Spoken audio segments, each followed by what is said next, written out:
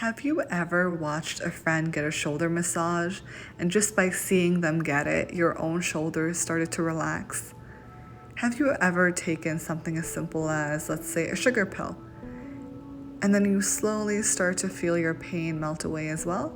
If so, congratulations, you've tapped into something known as the placebo effect.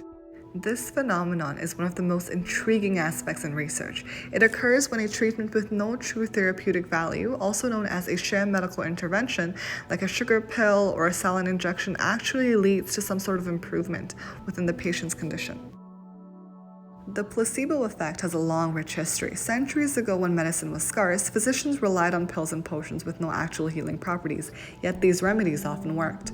As the French philosopher Michel de Montaigne famously said back in 1572, there are men on whom the mere sight of medicine is operative.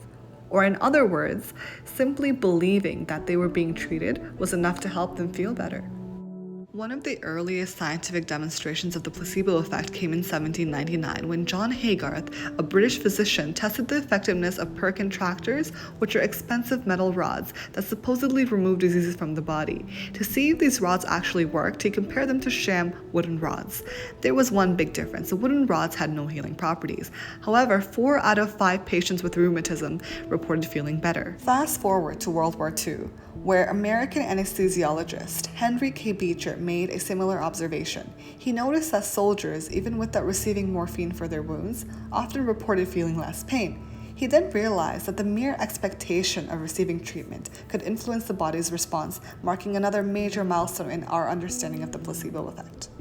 Since then, research has discovered that the placebo effect is strongest in conditions that rely on perception, such as pain, anxiety, and depression. Even in modern clinical trials, placebos play a crucial role. Today, randomized double-blind placebo-controlled studies are considered the gold standard in research.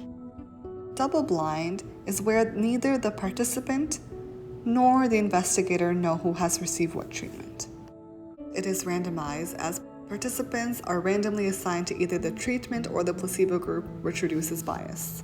These studies help researchers understand how much of the improvement comes from the treatment itself versus how much of it is due to beliefs and biases. So, what exactly occurs in the brain during a placebo response? Let's explore the science behind this now. So far, researchers have identified 2 key psychological mechanisms that drive this effect: classical conditioning and something else known as expectation. Let's explore them in detail. Classical conditioning occurs when our brain associates a neutral stimulus, like a pill, with relief, just as some dogs might associate a bell with food, just as seen in this video. Over time, simply taking the pill even without the medicine can trigger the brain to reduce pain. Now, expectation occurs when we believe something will work and our brain follows through.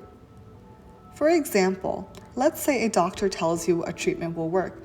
You will more likely feel better just because you expect to. Moving on to the biological mechanisms, various brain imaging studies such as fMRIs and PET scans observe brain activity in response to placebo treatments and identify which brain regions are activating during these administrations. Studies have shown that when patients expect relief from a placebo, the brain regions related to these cognitive processes, such as the insula and the prefrontal cortex, alter the pain experience for them. It is important to note that these 2 regions show increased activity during placebo treatments. This increased activation of the prefrontal cortex is related to the cognitive aspect of placebo responses, showing that expectation does influence pain experience. The insula activity that's increased also suggests that the emotional context of pain is influenced by placebos. PET imaging scans have shown that when a patient receives a placebo, there is an increased release of chemicals known as endogenous opioids, which are pain relieving. And this corresponds with the changes in brain activity because it activates the body's natural pain control systems.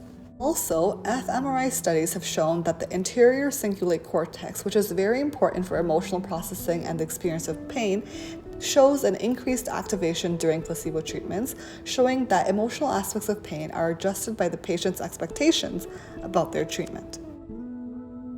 However, the placebo effect is not limitless. It cannot cure cancer or repair a broken bone, and its effects are often short-lived. It is most effective in managing symptoms like pain, nausea, or fatigue, which are conditions where our mind plays a very big role in how we experience them. So what do we take away from all of this?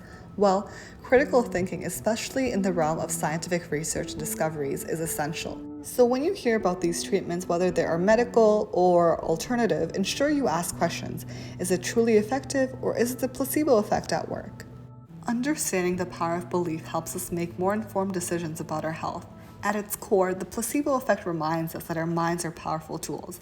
While not a replacement for real medical treatments, it highlights the fascinating connection between the mind and the body.